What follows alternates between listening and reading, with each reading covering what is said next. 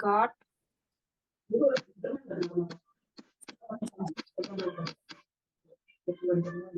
Terus kelihatan? Sudah.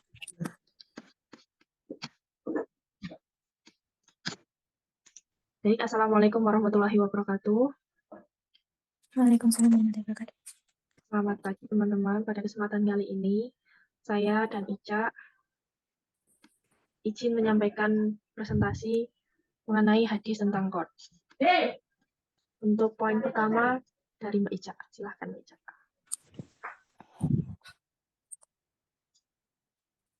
Baik, untuk slide selanjutnya. Pengertian tentang qad. Jadi, untuk pagi ini kita akan membahas tentang hadis qad. Jadi, pengertian qad itu adalah masyru' atau disyaratkan sebagaimana ditunjuk oleh keumuman ayat-ayat Al-Quran dan hadis-hadis Rasulullah SAW, yang menerangkan tentang keutamaan tolong-menolong, memenuhi hajat atau kebutuhan seorang muslim, menghilangkan derita yang menimpanya dan menutupi kefakirannya. Kaum muslimin juga sepakat tentang kebolehannya.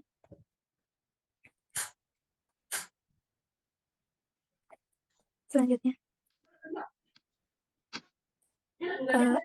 sedikit tentang dalil-dalil qad. Yang pertama itu dari hadis riwayat Muslim, yang artinya itu dari Abu Rafi bahwa Rasulullah itu pernah meminjamkan unta muda kepada seorang laki-laki. Ketika unta sedekah tiba, maka beliau pun memerintahkan Abu Rafi untuk membayar unta muda yang dipinjamnya kepada laki-laki tersebut.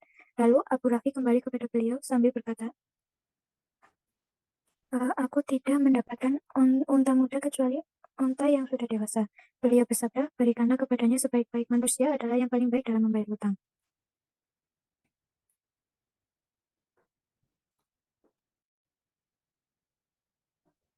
Dan dijelaskan juga dari hadis Hasan, hadis riwayat Ibnu Majah yang dilihat Al-Irwa 226.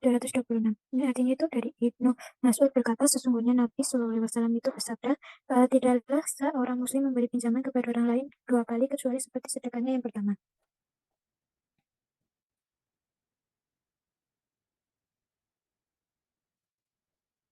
Slide selanjutnya.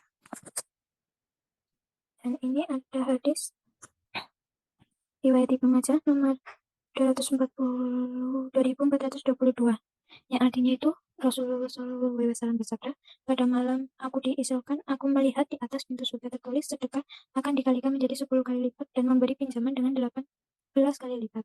Maka aku pun bertanya, wahai Jibril, apa sebabnya memberi hutang lebih utama ketimbang sedekah? Jibril pun menjawab, karena saat seorang peminta meminta, terkadang ia masih memiliki harta, sementara orang yang meminta pinjaman, ia tidak memiliki pinjaman kecuali karena ada butuhnya.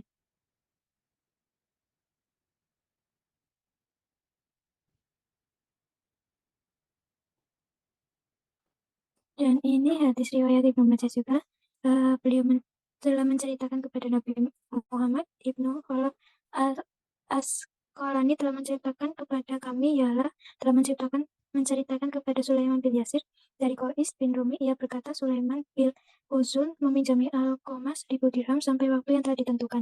Alqamah pun membayarnya, namun seakan-akan Alqamah marah hingga ia terdiam diri selama beberapa bulan. Kemudian Alqamah datang kembali kepadanya dan berkata, pinjami aku 1000 dirham sampai batas waktu yang telah engkau berikan kepadaku dulu. Sulaiman pun menjawab, baiklah. Dan dengan rasa hormat, wahai Ummu Qutbah, berikan kantung milikmu yang tertutup itu. Ia pun datang dengan membawa kantung tersebut. Kemudian Sulaiman berkata, demi Allah, sesungguhnya itu adalah dirham-dirham milikku yang pernah engkau bayarkan kepadaku. Aku tidak merubah dirham itu sedikit pun. Aku berkata, demi Allah, apa yang mendorongmu melakukan kepadaku? Yang menjawab, karena sesuatu yang aku dengar dirimu. Ia bertanya, apa yang kamu dengar dariku? Ia menjawab, aku mendengarmu menyebut dari Ibnu Mas'ud berkata, sesungguhnya Nabi bersabda itu, tidak seorang muslim pun memberikan pinjaman kepada orang lain kedua kalinya, kecuali seperti sedekahnya yang pertama. Ia berkata, seperti itu pula yang diberikan Ibnu Mas'ud kepadaku.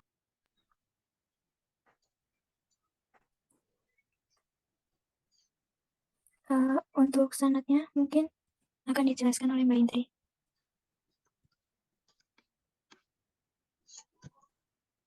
Baik, saya akan menjelaskan, izin teman-teman menjelaskan sanad. Dalam hadis ini, sebagian disebut dalam Majah Az-Zawaid Isanad atau do'if karena Qais bin Rumi seorang yang majhul, sedangkan Sulaiman bin Yasir adalah seorang yang disepakati kedoifannya. Hadis ini juga diriwayatkan oleh Ibnu Hibban dengan isnadnya kepada Ibnu Mas'ud, juga diriwayatkan oleh Baihaqi secara mauquf dan marfu. Dalam redaksinya, ini ditunjukkan kepada Alqamah, bukan kepada Ummu Utbah, dan terkait malamakomalata bayi, maka ini merupakan penekanan yang tegas dalam penyegaran pelunasan hutang sekalipun engkau itu membutuhkan dirham. Kemudian dari segi musnadnya, hadis ini diriwayatkan oleh Imam Ahmad dalam musnadnya dari hadis Qais bin Rumi. Sedangkan Ibnu Hibban meriwayatkan dalam syahihnya dari Ahmad bin Ali bin Musana menceritakan kepada kami Yahya bin Ma'in menceritakan kepada kami Muntamir bin Sulaiman, ia berkata, aku membacanya kepada Al-Fadil bin Abi Muwaj dari Abi Haris bahwa Ibrahim menceritakan dari Al-Aswad bin Yazid dari Ibnu Mas'ud lalu menyebutkan hadisnya. Juga diriwayatkan oleh Muhammad bin Yahya bin Abi Umar dalam musnadnya dari jalur Salim bin Usanan dari Al-Qamah bin Qais. Diriwayatkan juga Abu Bakar bin Abi Syaibah telah menceritakan kepada kami, Afan telah menceritakan kepada kami Hamad bin Halamah dari Atta bin Asyaib dari Ibnu Usanan, lalu beliau menyebutkan hadisnya. Hadis riwayat Ibnu Hibban ini dihukum hasan oleh Suwaid Al-Urnuj dalam redaksinya. Siapa yang memberikan pinjaman kepada Allah 2 kali, maka baginya pahala seumpama keduanya kalau ia bersedekah dengannya. Dalam Sahih At-Tarhib wa At-Tarhib, kualitas hadis ini dinilai sahih ghairih oleh Nasruddin Al-Albani. Seperti itu.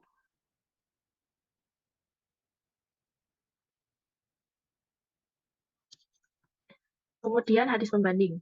Telah menceritakan kepada kami Muhammad bin Halaf Al-Afghani, telah menceritakan kepada kami Yala, telah menceritakan kepada kami Sulaiman bin Yasir dari Qais bin Rumi. Ia berkata Sulaiman bin Utzunan meminjamkan Alqamah 1000 dirham sampai waktu yang telah ditentukan. Ketika waktu yang telah ditentukan habis, Sulaiman meminta dan memaksa agar ia melunasinya. Alqamah pun membayarnya, namun seakan-akan Alqamah marah hingga ia berdiam diri selama beberapa bulan. Kemudian Alqamah datang kembali kepadanya dan berkata, pinjami aku 1000 dirham sampai batas waktu yang telah engkau berikan padaku dulu. Sulaiman menjawab, baiklah, dan dengan rasa hormat wahai Ummu Utbah, berilah kantong milikmu yang tertutup itu. Ia pun datang dengan membawa kantong tersebut. Kemudian Sulaiman berkata, demi Allah sesungguhnya itu adalah dirham-dirham milikmu yang pernah engkau bayarkan kepadaku. Aku tidak merubah dirham itu sedikit pun. Alqamah berkata, demi Allah, apa yang mendorongmu melakukan ini kepadaku? Ia menjawab, karena sesuatu yang aku dengar darimu. Ia bertanya, apa yang kamu dengar dariku? Ia menjawab, aku mendengarmu menyebutkan Ibnu Mas'ud berkata, sungguhnya Nabi Shallallahu Alaihi Wasallam bersabda, tidaklah seorang Muslim memberikan pinjaman kepada orang lain 2 kali kecuali seperti sedekahnya yang pertama. Ia berkata, seperti itu yang pula diberitakan Ibnu Mas'ud kepadaku. Kemudian makna globalnya.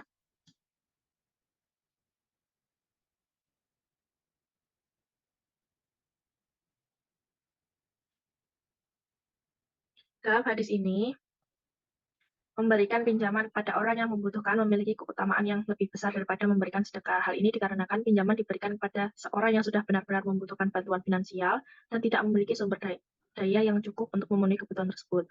Dalam Islam sendiri, memberikan pinjaman kepada orang yang membutuhkan itu dianggap salah, baik bentuk kebaikan ataupun ketulusan, karena dapat membantu orang yang salah satunya bentuk kebaikan dan ketulusan, karena dapat membantu orang tersebut dalam mengatasi kesulitan finansial dan memenuhi kebutuhan hidupnya. Namun, penting untuk dicatat bahwa sedekah juga memiliki nilai yang sangat penting dalam Islam. Sedekah yang sangat penting dalam Islam dianggap sebagai tindakan kebaikan yang sangat dianjurkan dan diberkahi. Melalui sedekah, seorang dapat membantu orang lain untuk membutuhkan atau memperluas rezeki, dan mendapatkan pahala yang berlipat ganda dari Allah Subhanahu wa taala. Hadis ini menyoroti keutamaan memberikan pinjaman tetapi bukan berarti mengabaikan pentingnya sedekah. Kemudian, dalam konteks ini mengajarkan kita untuk memberikan pertimbangan yang serius dalam membantu orang yang membutuhkan terutama dalam hal keuangan. Selain itu, sedekah secara langsung memberikan pinjaman kepada orang yang membutuhkan juga dapat menjadi pilihan yang baik untuk membantu mengatasi kesulitan finansial. Maka diterapkan secara luas di seluruh dunia, di mana sikap saling tolong-menolong dan kebaikan terhadap sesama merupakan nilai yang dihargai dan dianjurkan dalam berbagai agama dan budaya. Kemudian kandungan hukum.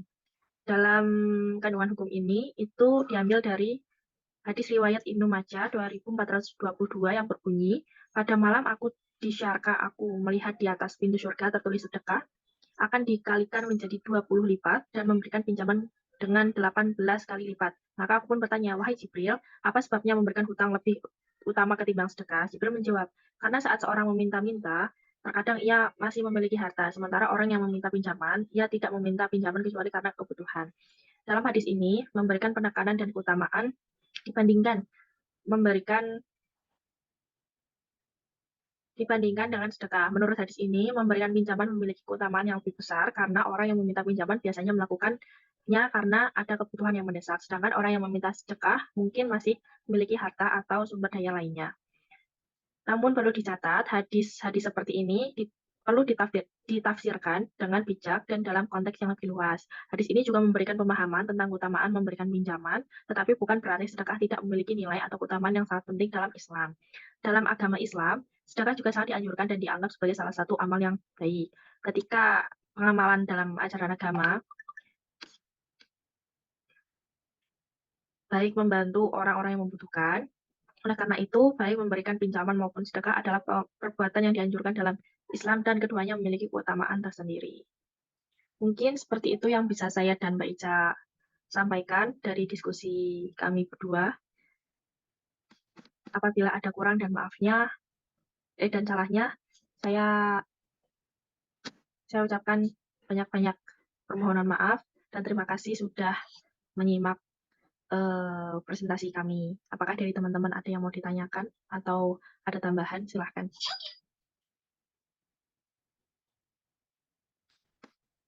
Baik, Mbak Ica, mungkin nanti pertanyaannya ada di kolom komentar ya. Kita share-nya ke YouTube. Jadi nanti teman-teman bisa berkomentar di kolom komentar di YouTube. Jadi itu mungkin saya tutup dulu Zoom meeting-nya. Mbak Ica, terima kasih.